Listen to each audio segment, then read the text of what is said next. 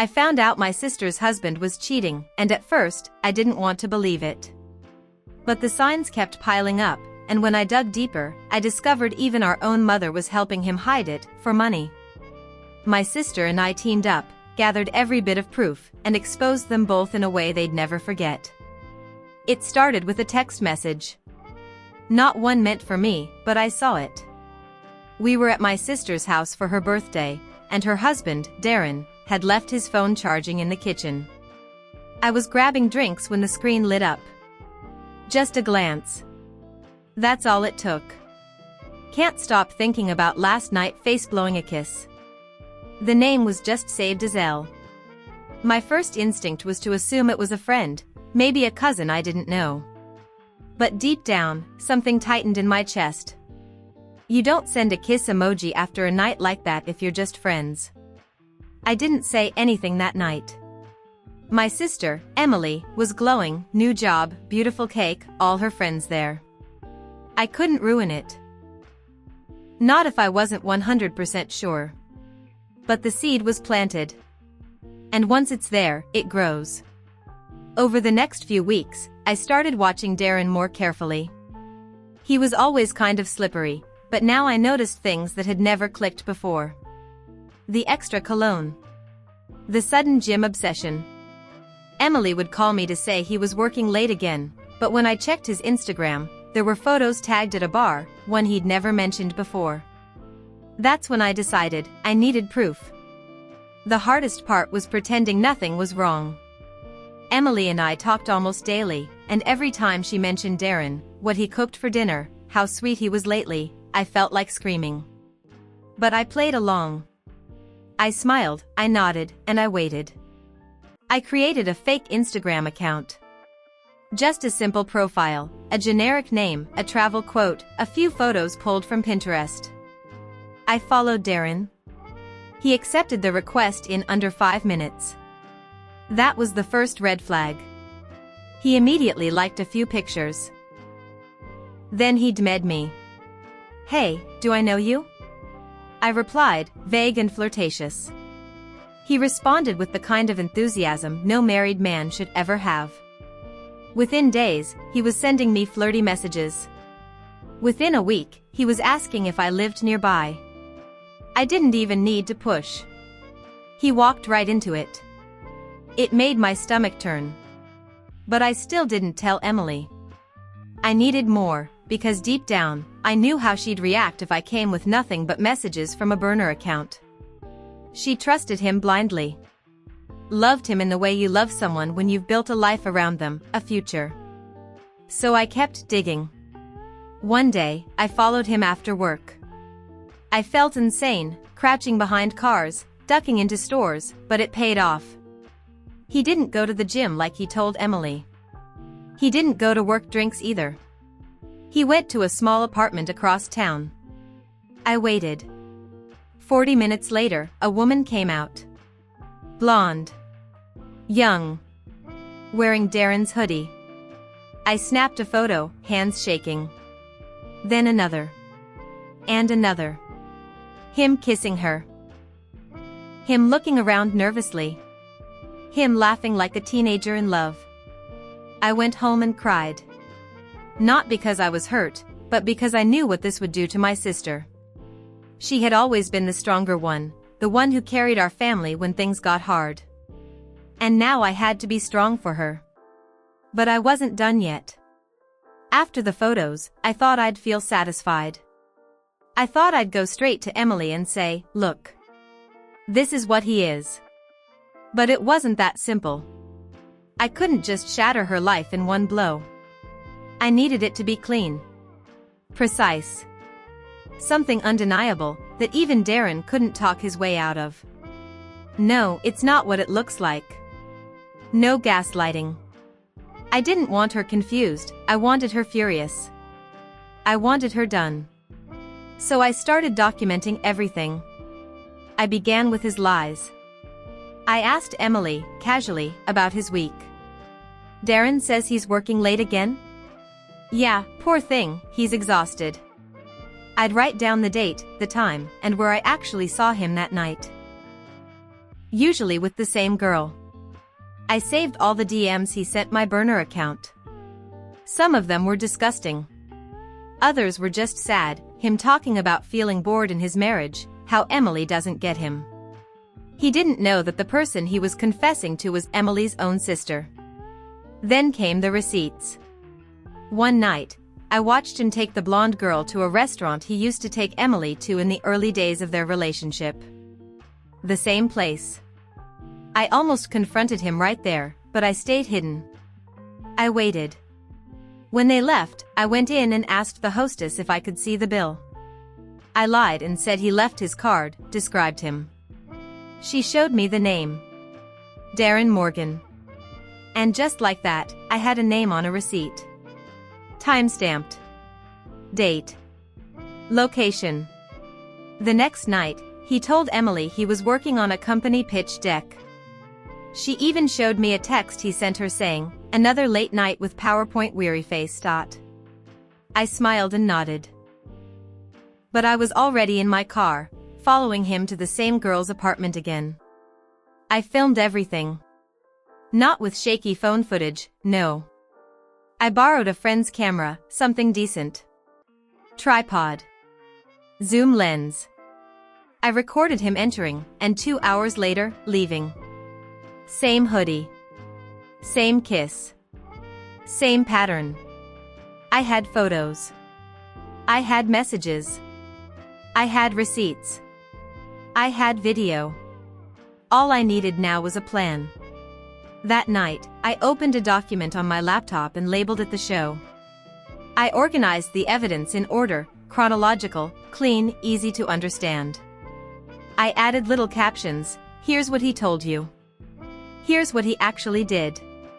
Then, I made a folder and put everything in it. Screenshots.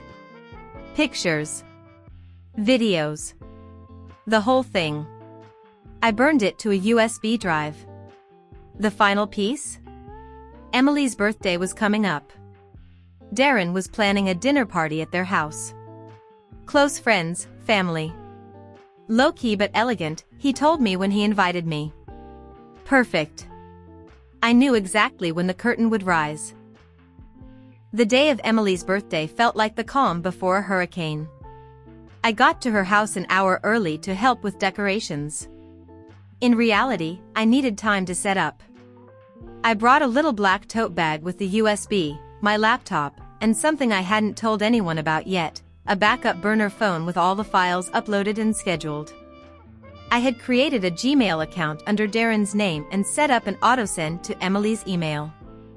Just in case he tried to stop me. Just in case someone broke my laptop. Just in case I lost my nerve. I wasn't going to let him wriggle out of this.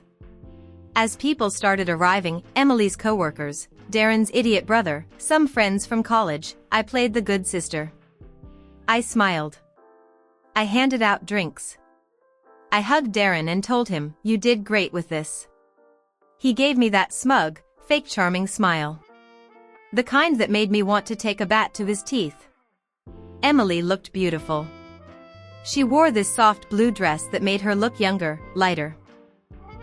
She kept saying how grateful she was to have a husband who remembered the little things. I wanted to scream. The plan was simple: wait until after the cake. Everyone would be full, buzzed, relaxed. Then I'd say I had a little video for Emily, a surprise gift. I'd plug in the USB and play the compilation. The moment I imagined her face when the truth hit, it filled me with both dread and purpose. But something unexpected happened. An hour before the big moment, I went upstairs to use the bathroom. Darren's office was at the end of the hall, door closed. As I passed it, I heard whispering. 2 voices. I froze. I leaned closer. It was Darren, and another woman. But it wasn't the blonde. Her voice was deeper. Older. Familiar. It was my mother. She was whispering urgently, something like, "You need to control this. If she finds out everything, you're done." I backed away. Everything? My heart started to pound. I slipped into the bathroom and locked the door, my mind racing. What did my mother have to do with Darren's infidelity? Then it hit me. I remembered a strange weekend, months ago, when Emily was out of town and Mom had shown up randomly to help Darren reorganize the garage. I had thought nothing of it then. But now? Now it made my stomach turn. I waited until I heard them leave the office. Later, while Emily was distracted, I snuck into the room. Darren's laptop was still open. I took photos of the desktop. Files, names. One folder was called taxes_2017_Emily. Another one said Karen_wire transfers. Karen is our mom's name. I didn't know what I was looking at exactly, but I took everything. I emailed the contents to myself, just in case. Just in case this was even bigger than cheating. Just in case I wasn't exposing a liar, but a network of liars. I went downstairs shaking. As the candles were lit and everyone started singing happy birthday, I smiled through it all, clutching my wine like a lifeline. Emily blew out the candles. Time to blow up her world. I took a deep breath and said, I have a little something for you. A birthday surprise. Darren laughed. Oh boy. Should I be nervous? I plugged in the USB and opened the video. But I didn't press play. Not yet.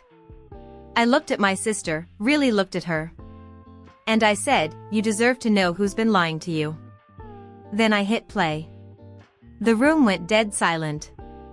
The video started innocently. A series of photos, Emily and Darren smiling, vacations, their wedding. Then it shifted. Text on a black background, this is what you haven't seen. The first clip showed Darren kissing the blonde outside a hotel. There were gasps. Someone whispered, Jesus Christ. Emily's face was frozen. Blank. Then the second clip played, Darren in a car, talking to someone on speakerphone, laughing. I'd edited it to highlight the words, she still thinks I'm at the gym. She's so easy to lie to, man. Then the texts appeared on screen. Screenshots I'd taken, with dates and times. Darren stood up. Okay, that's enough. This isn't funny. He lunged for the laptop. I stepped between him and the table. Sit down. He stared at me, eyes full of rage. You've lost your damn mind. Keep watching, I said. The third segment was what I called the portfolio. Bank statements. Transfer receipts. One after another, with voiceovers of Darren asking Emily for help moving money, just to sort out his taxes. My voice narrated, over $70,000 moved from their joint account to a shell company registered to a P.O. box in Michigan. A company run by a woman named Karen Anderson. My mother's maiden name. Emily turned to look at me. Her lips parted, but no sound came out. The final clip was a photo. It had taken me forever to find it, buried deep on Darren's Facebook. It was from 2 years ago. Darren, Mom, and a man I didn't know, sitting at a beachside table in Tulum. Caption, best business trip ever. I paused the video there. The silence was heavier than screams. Emily stood up. Slowly. She walked over to the laptop and stared at the screen. Is this real? She asked. I nodded. I double-checked everything. I even talked to someone at the Michigan State Registry. That company doesn't exist anymore, but it did. And Mom was listed as CFO. Emily's hands were trembling. So, you're saying, he cheated on me, stole from me, and Mom helped him? She didn't just help him, I said. She coached him. I heard them upstairs. She told him to cover his tracks. At that moment, Darren snapped. You smug little bitch, he hissed, charging toward me. You think you're some kind of hero? You ruined everything. But he never got to me. Emily stepped in. And slapped him so hard, the entire room flinched. Get out. Darren stood there, stunned. Emily pointed to the door. Take your lies, your fake companies, your slimy little secrets, and get the hell out of my house. And if you even think of coming near me again, I'll press charges. He didn't move. So she grabbed his cake and threw it at him. Everyone erupted. Not in laughter, but in action. Darren's own brother shoved him toward the door. Someone grabbed his keys and tossed them into the street. He left, covered in chocolate frosting and disgrace. But the night wasn't over. Emily turned to me, her face pale and hollow. And Mom? I swallowed. I don't know how deep it goes. She does this to me, her daughter? Emily said. Why? I had no answer. I just said, we need to find out. She nodded. Then she whispered, let's burn everything down. Emily didn't wait. That same night, we drove to our parents' house. No warning. No pleasantries. Just rage, cold and focused like a scalpel. Mom opened the door with a smile, until she saw Emily's face. What's going on? She asked, tone brittle. You know exactly what, Emily said. You think we're idiots? I stayed quiet. I wanted Emily to lead this. She deserved it. Mom's eyes flicked to me. What lies did you feed her? Show her, Emily said. I handed over a manila folder. Printed evidence. Bank transfers, emails, photos. All of it. She flipped through it without flinching. When she finished, she looked up. And smirked. Jesus, you two are dramatic. That's when I knew there was no guilt. No denial. Just a mask dropping. You helped him rob your own daughter, I said. You think this is new, she replied. I taught Darren because I was the one who built the first company like that. He was just a good student. And Emily, sweetheart, you've never paid attention. You were always too busy crying over some fantasy marriage. Emily's lips trembled, but she didn't cry. Not this time. You're a monster, she said. No, Mom said calmly. I'm a survivor. You don't make it in this world by playing fair. Everything Darren stole from you, he gave to me.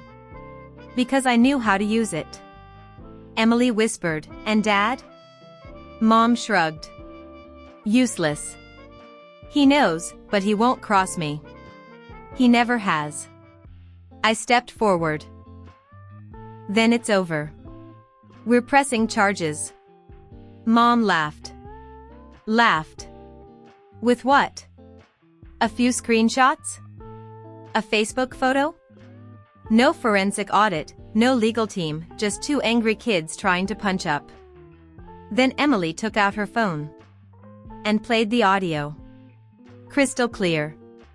Every word from the conversation we'd recorded 2 nights earlier, when Mom thought we were asleep upstairs. Her voice, coaching Darren. Talking about washing the money and dummy accounts and the idiot Emily. Her face went pale. You little bitch, she spat. You think you can take me down? Emily stared at her, calm. I don't need to take you down. You'll do it yourself. We walked out. Quietly. 2 weeks later, the IRS opened an investigation. 3 companies were frozen. Darren disappeared. Mom lawyered up, but the audio leaked. Somehow, it ended up on a Reddit thread. I don't know who posted it. Emily and I don't speak to most of the family anymore.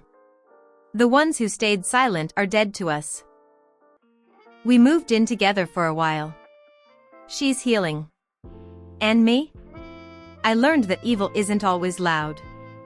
Sometimes it smiles at you over dinner and says pass the salt. But we saw it. We named it. And we lit the match. Let it burn. Hey, guys, let me know your opinion down in the comments, and, of course, subscribe for more stories.